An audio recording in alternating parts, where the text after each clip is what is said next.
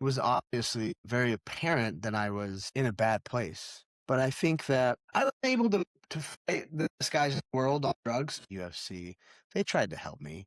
It didn't work, but they tried. Like they were always on my side about it. I think that be, I guess, the underlying issue with brain damage. Who are you when the thing that defined your entire life is gone? Because a lot of men, that's not a question we think about until we're forced to.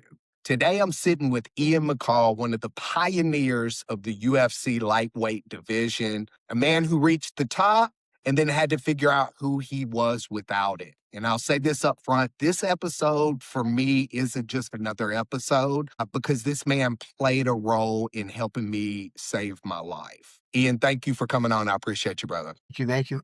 No problem.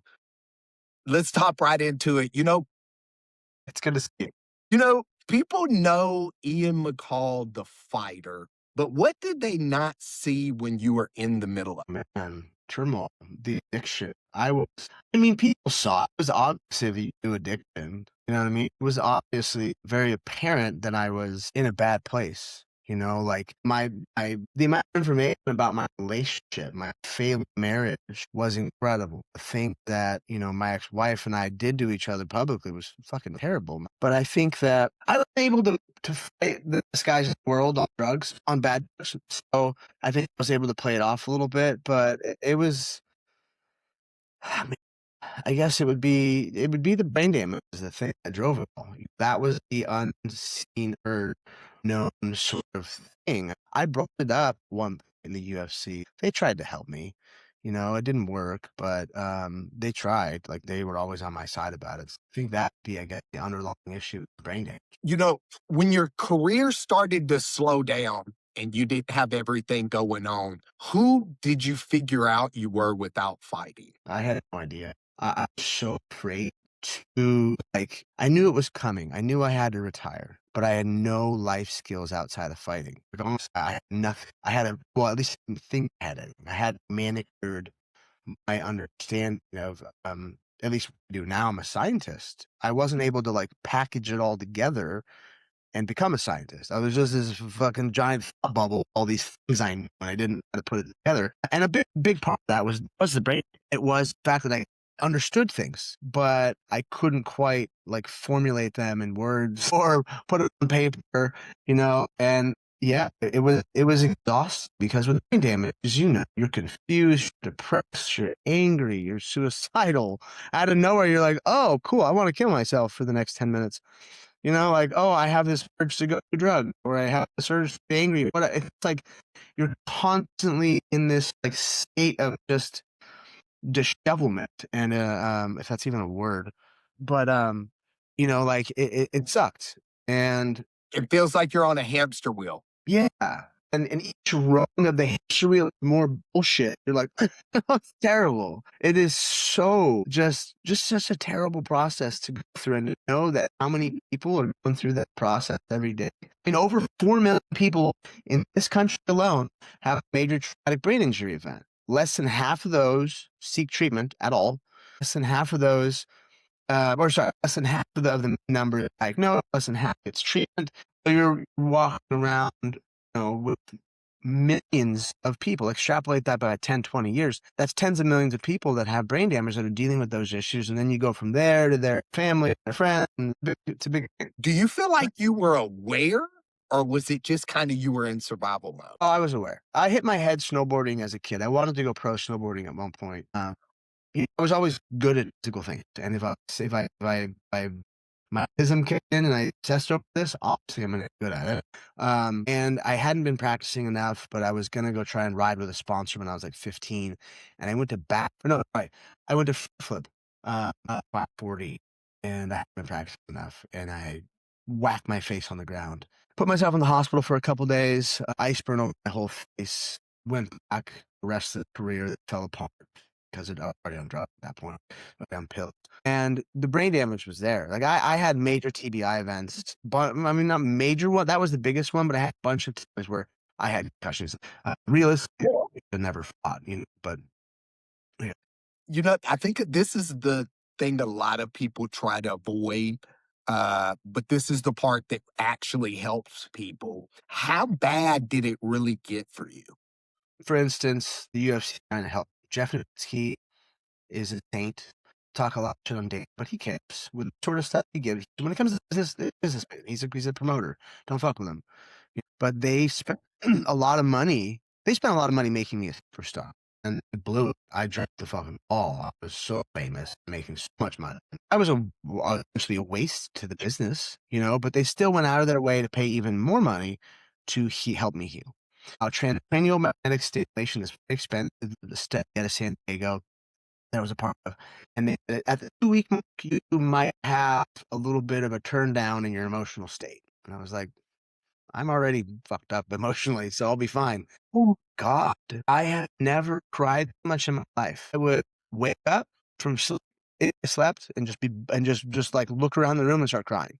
I'd be walking to somewhere in my house, and I would end up on the floor crying my eyes out. So at that point, being addicted to opiates and sticking a loaded gun in my mouth for taking enough, sleep meds or muscle relaxers on top of the Oxycontin and Xanax to potentially kill myself, or get high enough where I passed the fuck out for 10 hours because I was sore from training. So it was this dance of like, well, this might kill me, this might not, this might kill me. So it was this constant weird energy and space that I was in. So there were a few years there straight where I being chaotic. I remember Jason Pearl was like, how's it going? We're at the gym.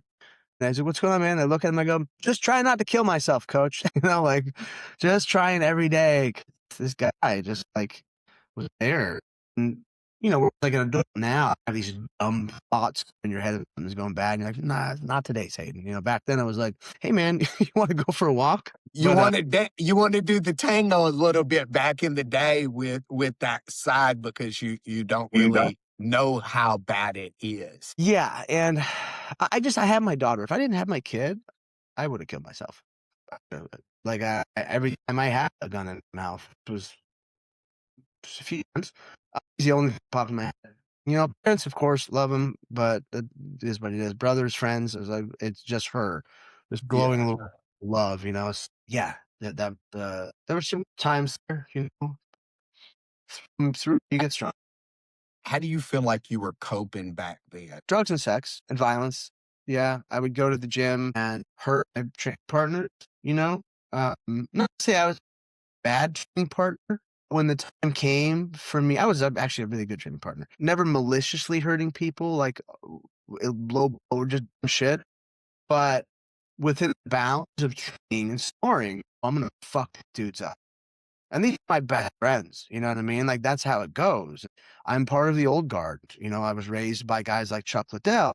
And I was Rampage Jackson yesterday at my show. I've known him since I was 15. You know what I mean? I had these crazy, warriors around me the whole time. So it was like, for me, like, okay, yeah, you're going to get it, and I would walk through. I never got to show it in my UFC career. There was points where in the gym where I would dust 5 dudes in a row. I would finish every single one of them within 5 rounds and just be screaming the whole time. You get these mythical stories of how Khabib is, this person, Kane, whatever.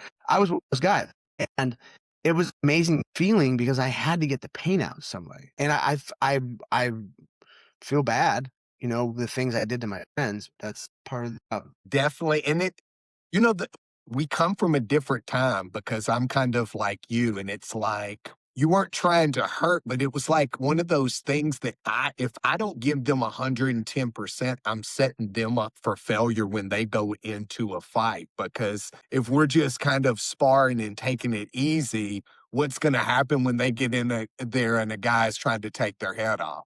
Yeah, So I think our mentality is the same. And my blade needs to be sharp.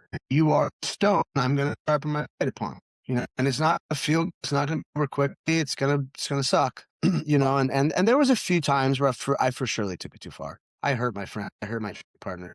That sucks. But it's part of.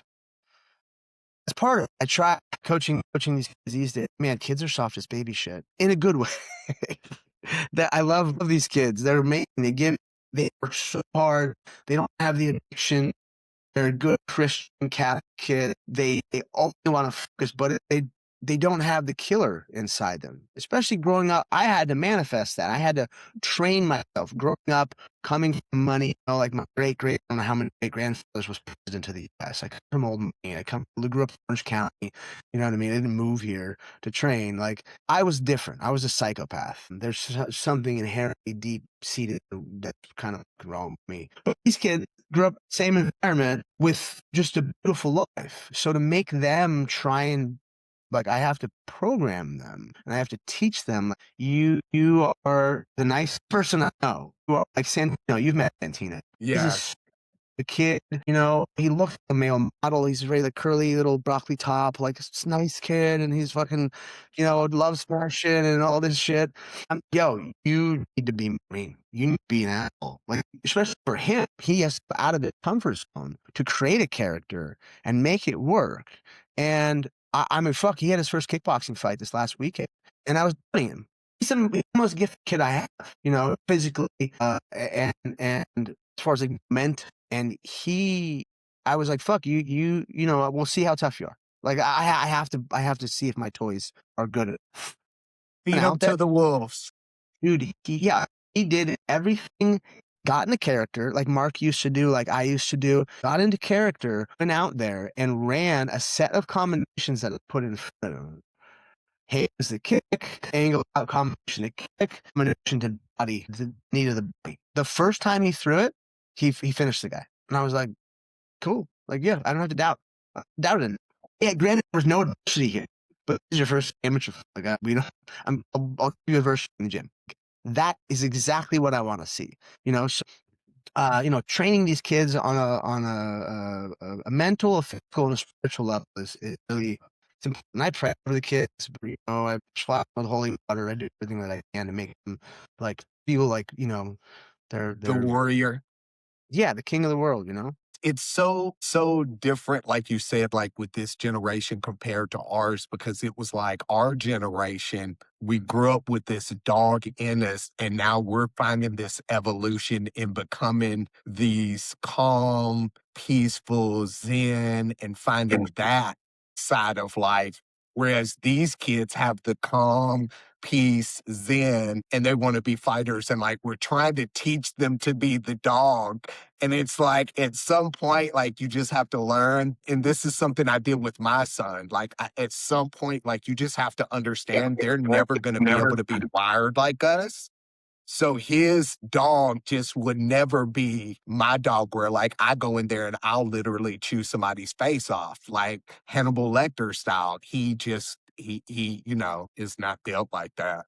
You know, at some point in time, something changed because you're not that man anymore. When do you feel like the shift really started to happen for you? Well, EMT showed me I needed to retire. All I wanted to do was get off drugs, but the only way I knew how to make money was climbing into a cage and fighting someone for blood money. EMT said it's time to retire. Talk you, it's time to go. And a couple years later, found a way out, and that was my brain damage. I was like, I can't do this anymore. Like, I finally had enough. I got knocked out on my birthday in front of 20,000 people, 40,000 people. Yeah, it's first in 6 days birthday, and 9 years on my birthday. I had been taking psychedelics since I was 12, but I had these more progressively profound experiences on psychedelics, mushroom trip, this sort of stuff, leading down the path. Now that I look back at it, I retired. I used peptides to get off of Oxycontin. Like, these things are really hard to get off of. I get off of it symptom free. And sure, I own a peptide company, um, but they work. Like, I wouldn't sell this to somebody if it was really wrong. Because peptides are expensive. So I don't work modern, rehab philosophy of just taking your money. I use peptides to get better. I use peptides to help heal my brain. That's when I really sit back and I looked at brain going through, spirits going through. I was like, I have to fix this. I have two choices. I kill myself in one way or another, or I take the understanding that I have of science, which was vast, and also my understanding of healing like the human body. So my daughter got really sick when she was 2 years old. I took the stop game fighting, trying to climb back, in between sobriety and addiction, basically. Yeah. get performances like I'd pick it, and then I'd fight, like Benavides or a John Lineker, and I'd be high again and dealing with drama and look shit.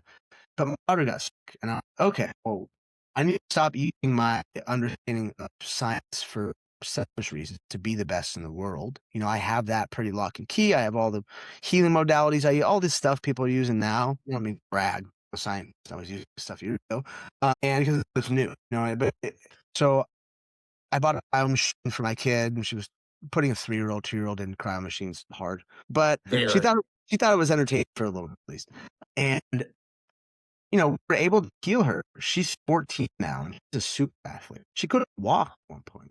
Swollen knees and hips and ankles. It was a vaccine injury. It was a mixture. It was a mixture between vaccines and stress. As a family, we healed her. They put her on methotrexate, a chemotherapy drug. They put her on painkillers and anti-inflammatories and all this shit. And I was like, no. My daughter's hair started thin. This is fucking disgusting. So took her off, used cannabis oil, used diet and exercise, saw the cry, all the things that I could pile on to fix her body. So in that process, I learned how to heal people, how to heal the most important person in my life. That was really the moment where my path was galvanized. Where okay, I'm now using peptides. I'm using psychedelics in mass, irresponsibly, probably too much. But they felt good. I never bad, like always positivity, and I was so negative. I was trying to kill someone in a cage for everyone to see.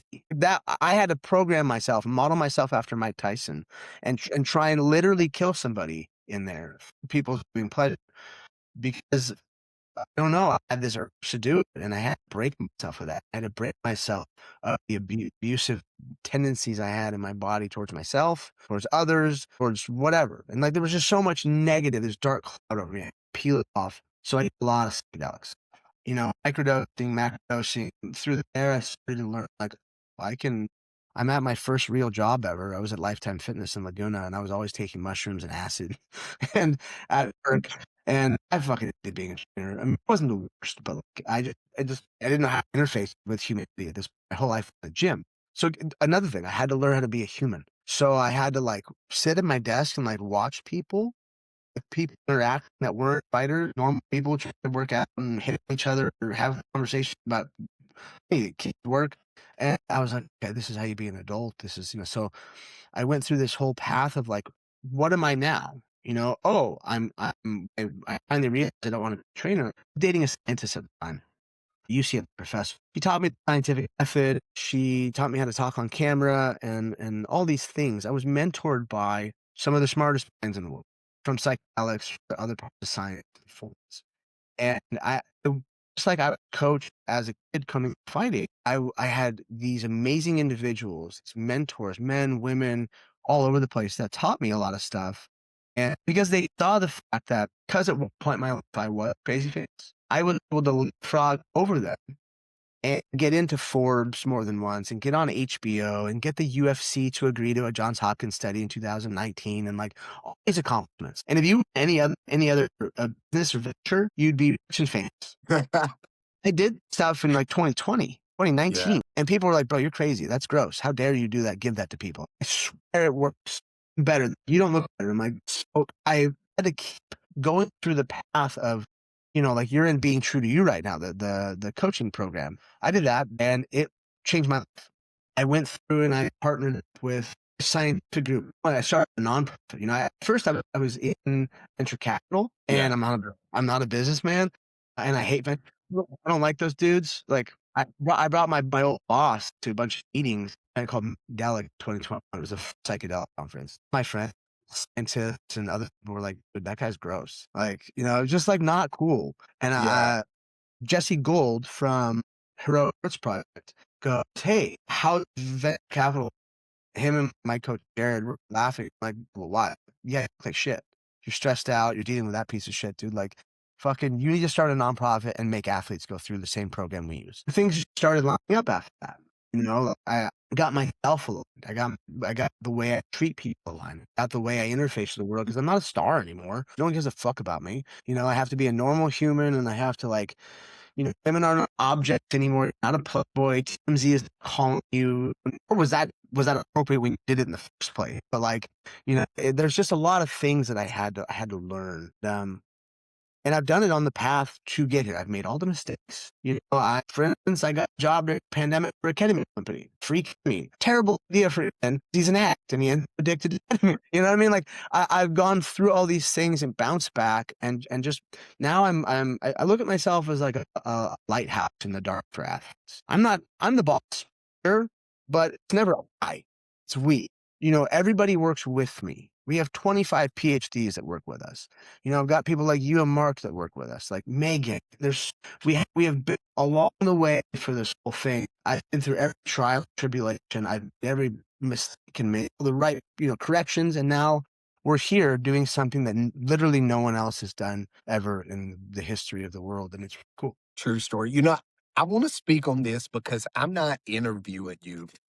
I've actually lived it. I was dealing, as you know, with a traumatic brain injury, foggy, disconnected, honestly, just I didn't know who I was. And working with you, Mark, and Athlete's Journey Home, that wasn't for me just healing. It gave me my life back. What really made you want to be able to give back to other people? Exactly like you said, you got your life back. Me to hear that as just a person in general saying that is amazing. I mean, a friend of mine that I've seen go from step to step. When we first met, bro, you were not doing good. Like you were in not a good place. And Mark was like, "Hey, we really need to help this guy." I'm like, "Cool, whatever you say, man. I believe you. I trust you." And I met you, and I was like, "Cool, yeah, well, awesome.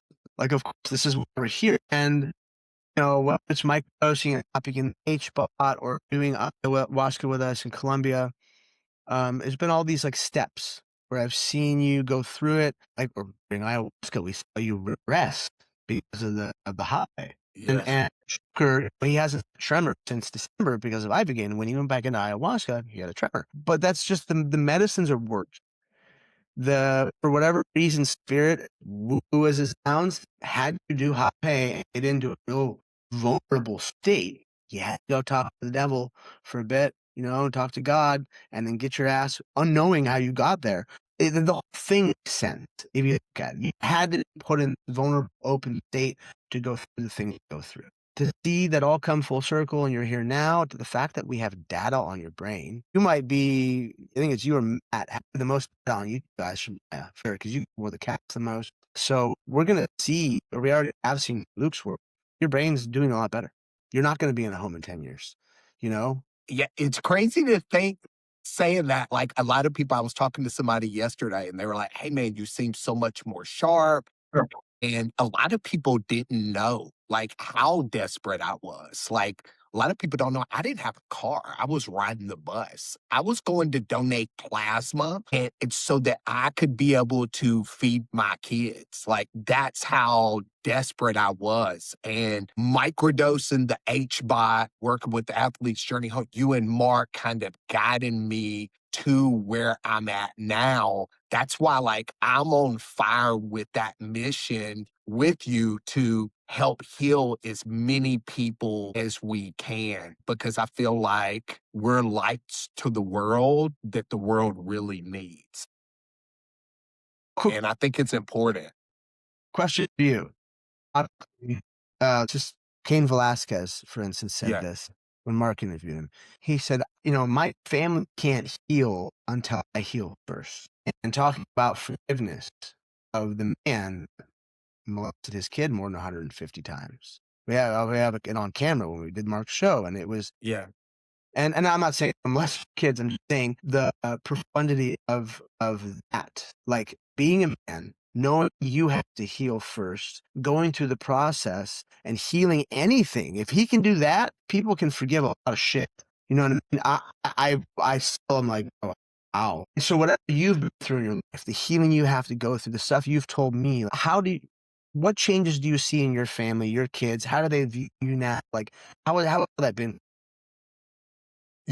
Like you, I've had my gun in my mouth several times. I still got to go pick up my gun because at some point in time, my friends came to my house and said, "Hey, we're taking your gun. We love you, but this isn't safe." And for me, I didn't pull the trigger because I didn't want my blood to stain my kid's life, like my dad stained my life. And so for me going down this journey, it wasn't just about, and it isn't just about me healing my brain, but it was also about me healing my emotional states, so where I'm conscious of what the world is, what emotions are, and I'm able to transcend that down to my kids. My kid's mother, uh, who has been amazing, we have learned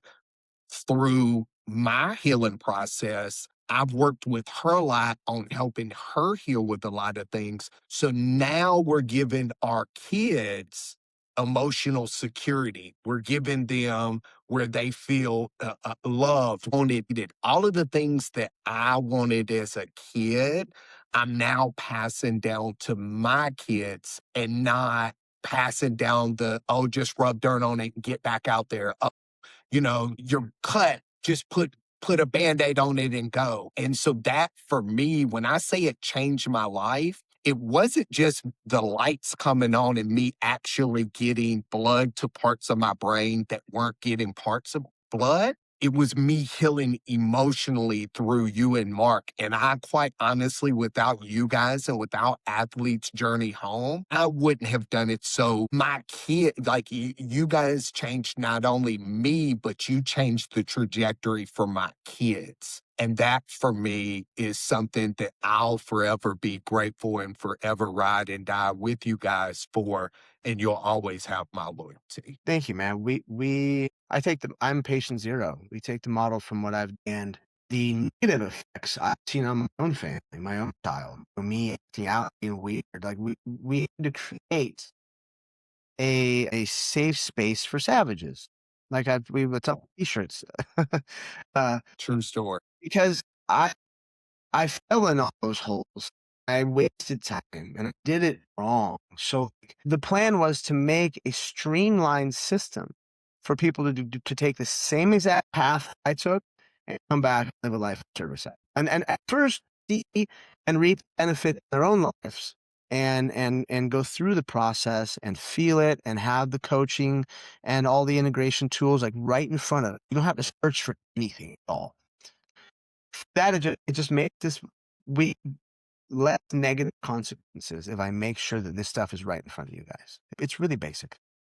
100%. And you've been a model for that, Yeah. and done an amazing job. Speaking of Athletes Journey Home, let's talk about kind of what we're building because it's very important. What is Athletes Journey Home for the people really about? The journey home is my life's work. I like science. I'm a verified scientist now, which is cool.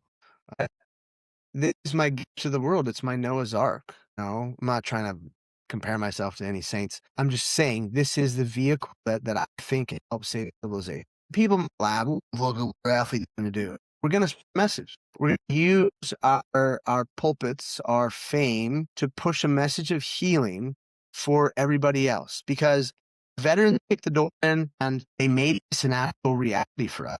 But the veterans don't want to talk about what they did, nor do they signed a contract, so they technically shouldn't talk about what happened. If like you're the team, teams or whatever, you talk about things or you write a book or movie or excommunicado, you're out and they will not talk to you. And I know that because they're some of my dear friends and mentors. The athletes can take a message, also be the best study subjects on the planet because athletes won't shut the fuck up, number one. Number two, we have a lot of brain damage and we were still able to just accomplish these incredible things with the brain damage.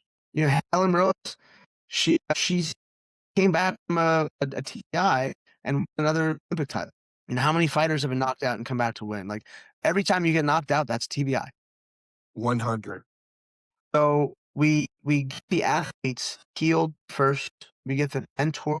We get educate and train properly, whether it's through ayahuasca, ibogaine, mushrooms, whatever it is, soon to be DMTX, and we give them all that information about science. about everything we can. Their versions of spirituality, their versions of psychology. There's a lot of ways, a lot of things we can layer on top of it, and then they're going to do themselves. And then from there, we stick in the media, we stick to social media, we stick that, in with journalists like Matha. He writes for GQ and Men's Health, and I got people in Vice. Vice. I've been in every major publication. I think it works. We have access to these people. They call me all the time and ask me for stories. So to get the athlete kind of through what I call the pollination effect, queen researcher, the worker bees with their check marks or their followings will go out and pollinate all the minds of the people that are interested, because the CTE, TBI, all that stuff is a buzzword. It is to get people's attention, and it's the reason why we're getting funding for research. It's a big deal, obviously, but the more important thing is the story through it all. The storyline is healing, and the brain damage, kind of those layers peel off.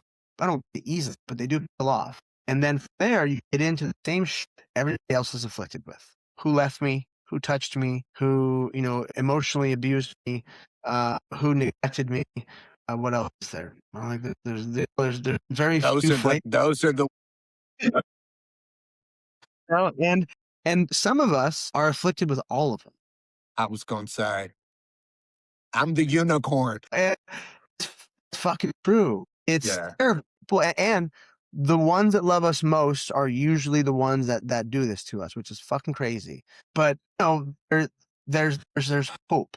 You see the athlete as a fan, your favorite fighter or your favorite whoever go through something, you're gonna go, oh, okay, I'll listen to you. How did it go? And when that athlete comes in with a bunch of really correct information and positive information, it just grows and grows.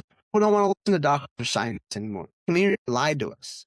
What modern medicine is based off of is bullshit. It's unhealthy petroleum-based products and a bunch of very smart intellectual that go through school have God complex to products that are bad for us. And they work off of books that are full of shit. It's deceiving. It's wrong, and it's disgusting to me. And then I'm against doctors. They're trying to do good. Obviously, if you want to be a doctor, there's some pieces of shit there, but that's just how it works. It's the human condition. So we can circumnavigate that whole system.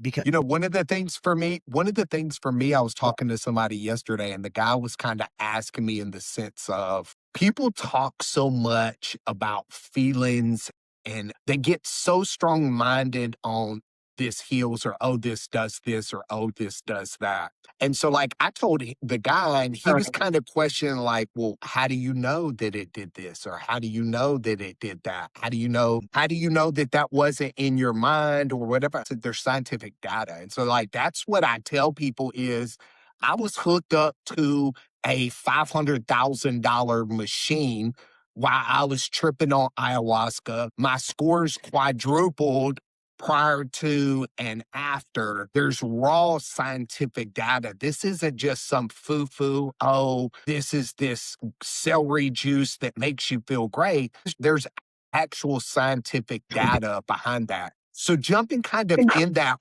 what have you seen firsthand that proves that these methods are working? Well, we have data, like you said, that is it. We have imaging. If you can physically see it, it's not just 1 0 words on page.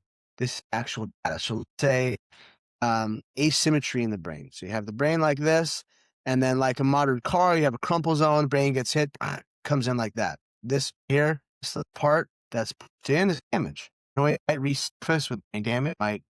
It's injured. When, say, with the mushroom study, for instance, it showed a correction in that asymmetry. So you are getting rid of scar tissue and you're regrowing brain tissue. Ibogaine has shown to grow up to 3 millimeters of new brain tissue. Ayahuasca, I'm not sure on the numbers, but it's the data I have to actually review after this, because we're presenting data to Dr. Andy Walsh, Red Bull. And he's no longer with Red Bull, but he built Red Bull, so he's that guy. Yeah. For the DOD and family offices, and showing people like that we have much data, that we have these images, and we can build off it. everybody coming from him. Yeah. He works with Zuckerberg and all these fucking fancy people. He'll sit me for lunch at the Soho House in Malibu and be like, "Hey, man, you know, I've always been a big fan of your research.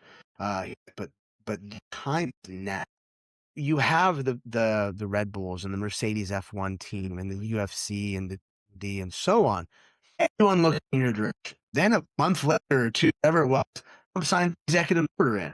We are the only group in the world with actual verified data with mushrooms, ayahuasca, and ibogaine. I'm pretty sure. I don't know of anybody else, and I know anybody in the industry. So we're at this amazing point where you have the anecdotal experience and stories. You have the data. We are combining that via pitch decks. And we have more than one. I think we'll have two pitch decks: one profit, one for profit, one non-profit. We realize with athletes and with the data, all the things that come with it, people don't want to donate to athletes. They don't. They're like, "We give you money. You're rich and famous." Okay, no, we're not. But I get your mind. So I had to work in profit models. That's why I want everyone that goes through the process to become a coach and have an opportunity to have a side hustle, to make $100 an hour to coach these people through the process, because athletes can diet and exercise really easy, and they can, but to show that we have research centers we want to make. Ibogaine clinics are amazing. It is top of the heap, industry, best calls where I work, helping people out beyond service for athletes, but they don't have a research facility there. So I asked Tom Fiegel, I'm like, can I build a lab? Can I build another hotel with like 25 rooms and research? And whether that happens here, or it happens in Mexico, or it happens in London, where we're going to be studying IBM and psychedelics, or all three, I don't know. But we had to show, the billionaires and the investment people that this is where we're at. We are right at the precipice making this work. Rogan needs to be given an award. He's going to save so many lives. And the fact that Trump signed that executive order is now given us, we have everything we've ever wanted sitting on our desk right in front of you. And you're like, holy shit, looking around at your friends, like, whoa, what do we do? So now we're in just this state of trying to plan it all out, trying to figure out who does what and where and how, basically. But And it's crazy to think, like Joker Guyman, former UFC fighter, had Parkinson's, and one round of ibogaine healed it. It's crazy to think I had early onset dementia and early onset Alzheimer's and went through the protocol, ayahuasca, and my brain is sharper now than probably it's ever been. But to also have the data to prove that is big. And the reason is because, let's kind of address this and be straight up. People hear psychedelics and they automatically judge it. I have to be honest. When I first heard, like, I thought I was going to be at a Grateful Dead concert and we were going to be wigged out. But like, once I've gotten into it and see the scientific data and am a part of the scientific data and all of that stuff, it's not that. What do you feel like is the biggest misconception that people have with dealing with psychedelics? The industry doesn't do it itself any favors, to be honest. It's very liberal and it's hippie-ish, and it's, some person with locks, or it's some person wearing a big hat and cape, and white person who's talking with their hands, and like, let's talk Glow about sticks. and light language. Yeah, or you have the raver kids with glow sticks that are fucking in lingerie and running around half naked at festivals. I'm not against any of that. I love woo-woo, like, those adorable weirdos that, like I said, speak in the language, and they're like, "Tickety bing bong, boo boo boop," and I'm like, "Cool, that's adorable." Whether it's real or not, fuck. Is it you happy? Go on, dude. I love studying ancient civilization and philosophy, religions, and all the things. I do Kundalini yoga. I love woo-woo and breath work and meditation and all that. That's a daily practice. But that's what we're using with athletes, who most athletes are conservative Christians or have some sort of faith, Muslims, and they're conservative minded. When they see the Burning Man model of orgies and clothes, or, like the backpacker through South America, they're kind of like, that's not for me. I don't want to go to the actual jungle. That seems terrifying, or I don't exert 30 or whatever Western people feel. We have to show that place is comfortable and it's safe, physically and spiritually and mentally. You know, a lot of people look at ayahuasca as witchcraft, which it is. It's 100% witchcraft. Good Catholic man. But the shaman that he used, Fernando, is a Catholic. I had a long conversation with him about Catholicism and about, he's like, I was married in the church. My children were baptized in the church. You know, like, this is another form of Catholicism. Now, the Vatican is studying psychedelics. You know, the last pope brought in a statue of Pachamama into the Vatican. People freaked out, heretic, blah, blah, blah. No, no, no, no. We just have to reframe this a little bit for people like that in church. Western medicine, it's for people in church. I don't, an athlete. I don't charge money. It very rarely happens, but like it does happen. When athletes can come through and show that they're normal, they're wearing the same clothes, they're acting the same sort of way, the positive ways, you know, they're just strengthened in those resolves. It's just going to take some time, you know. But now that you have Senator Kerry, who is staunch in public, and I was with him in Texas not weeks ago, and he's not into drugs in any way, shape, and form. You know what I mean? The guy just knows the benefits of these things. And he's like, Yeah. look, I'm not going to do ayahuasca. I want you to help us get people with medicine. Awesome. To have a governor, you know, have senators and have these people in my ecosystem that are like standing next to me asking me questions. I don't feel like I should even be in this fucking room with billionaires and government officials. But it's cool to have people around to push this narrative, because for some reason the other side of the coin they want us in disarray and they want us that way, you know, where this side of I guess the political model or of life, we're all going, oh, we see the benefit of this because the data and the stories. We can use this to make it a more palatable thing for most people, you know, like especially in the Midwest. People are just like, it's weird. We're And gonna the drink South. Definitely the South. in the South, dude, and we need to get more people of color to it. People, myself included, in half breed, we're here. We're proud. We're all about it. Yeah. You know, the people of African descent need to start coming into the heal that shit. There's some, but if you know, you look into the lineage of Ibogaine or Iboga, it's from Africa. It's the strongest psychedelic there is. You know, I think that's going to do this country a huge service. Like I asked Rampage if he wants some. He's like, he does drugs. He smoked weed a few times and drank beer, but like, fuck, no, dog. I'm never going to do that. And I'm like, come on, let me take you to the guy, you know. But it's a cultural thing, and we need more people, every race, religion. I mean, Harris was with it. He's Muslim. I've got our boss, Cain Velasquez, is protege. He's Muslim. So it started to happen, you know. And at first, it takes people like myself, again, a Catholic, where other Catholics are like, "You're fucking crazy," or my Muslim friends to talk to Khabib about it and to go, "You're crazy." I'm like, "Yeah, we are, but." We're trying to heal, and we're going to show these medicines are legitimate and they're real. And if you tack on people's own sort of cultures to it, we're going to ice this, I think, with ayahuasca or mushrooms. Places all over Eastern Europe that are serving it, because there's shamanistic cultures all over the world. If we can kind of package that together for certain cultures, I think it would be fucking beautiful. Have you been to a I mosque? think that's massive. I think that's massive. Have you seen pictures of a mosque? Been to a mosque? There's art within these places that it's sacred geometry. Only two places, maybe three places where you find sacred geometry: near-death experiences, DMT released in your brain; meditation in silent darkness, again, DMT built in your brain or made in your brain; or psychedelics. Where else are they going to get the flower? So each religion also has ties to it. I mean to keep putting on religion, but that's the basis of everyone's life. And so we have to get to these fundamental things to help, you know, massive change happen. True, true. What would success actually look like for you with Athlete's Journey Home? Well, we are now putting together information for large grants. And as much as I would love your everyday human to, here's fucking $1 million, I'm not going to do it. You know, keep your money. I'm going to get money from institutions and from the government, and millions of dollars. I mean, the first two grants we're looking at, 325,000, and then 5 million. I can get $5 million, dude. The people that need salaries to do this job are going to have it, so they can work 40 hours a week and not have to supplement from somewhere else, because There's so much work to do. There's so much So much work. work to do. The handful of retreats that need services, that we need their services to bring our people in, the coaching program, there's a lot that goes into this. Is the start of success. Get a big flux of cash from the people who want us to research it. Because the first to data in the world, and it's really cool. And we have the right people looking at us going, hey, keep going. Fill this paperwork out. We'll see what we can do.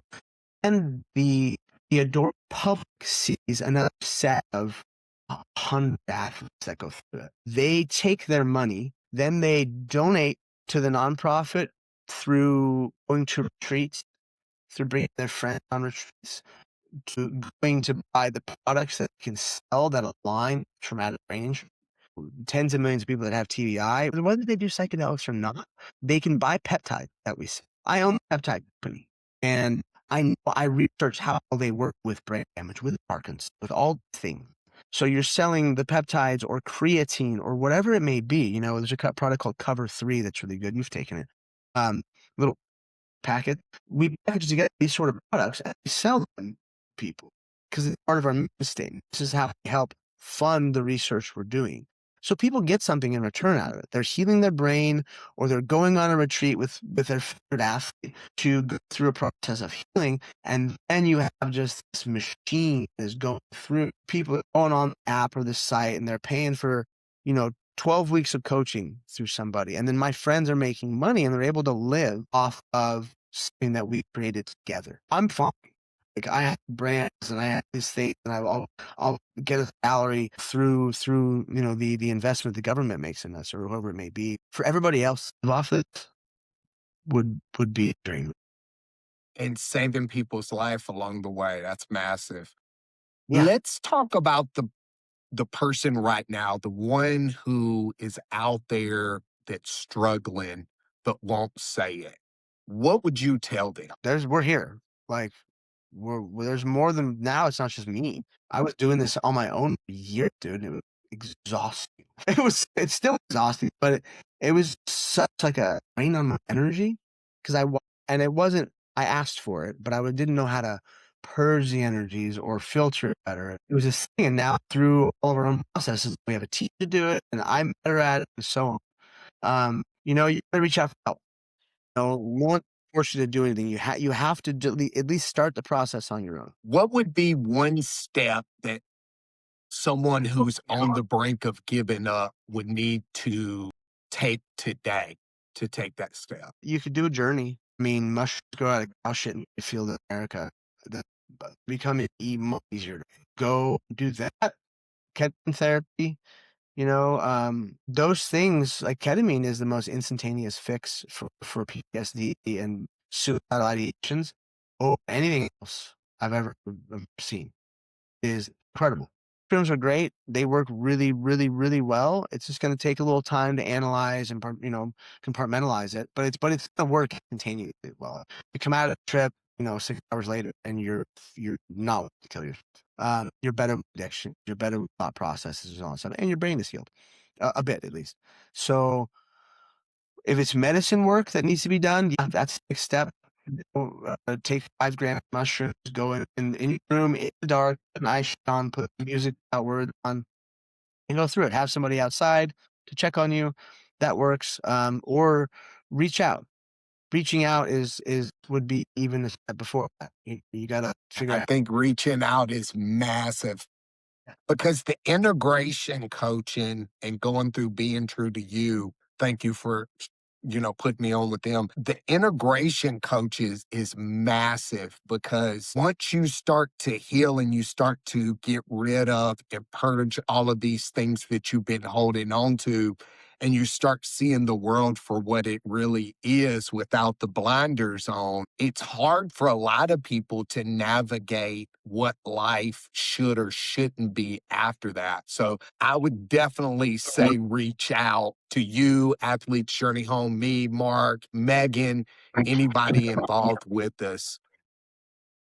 I want to thank you so much for coming on. What you're doing now matters way more than any of the things that you did in the cage. That was legendary, but even more legendary is what you're doing now and been doing with putting in with Athlete's Journey Home. You're giving people a way to fix their lives, to heal when they feel like they don't have another option. That's huge. So I'm grateful, and I know the people are as well. And if anyone out there watching this hits you, don't just watch this and move on. Don't feel like you have to live in silence. Don't feel like that you have to end your life. Follow Ian McCall, follow Athlete's Journey Home, reach out to us. And if you're struggling, don't be afraid to ask for help. We're here to help you, or we'll get you the help that you need. It's out there. I appreciate you, brother. I love you. Thank you. Love you too.